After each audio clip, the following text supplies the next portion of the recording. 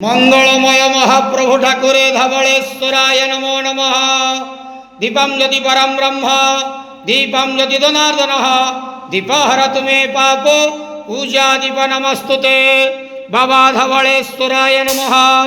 संसार सुखी रखंतु। आज शुभ मंगलवार रे समस्त श्रद्धालु भक्त मानकर मंगल करंतु। मनस्कामना पूर्ण करंतु। कर्म क्षेत्र उन्नति करंतु। ग्रहरिष्ठ मान खंडन करंतु। समस्त भक्त मानकर मनस्कामना पूर्ण करंतु। महाप्रभु धवलेश्वराय नमो नमः। संसार सुखी रखंतु आनंद जवार हरि बोलो। आज शुभ मंगलवार रे समस्त श्रद्धालु भक्त मानकर मंगल करंतु आनंद जवार हरि बोलो। समस्त श्रद्धालु भक्त मानक आश्रीपद करंतु आनंद जवार हरि बोलो। महाप्रभु धवलेश्वराय नमो नमः।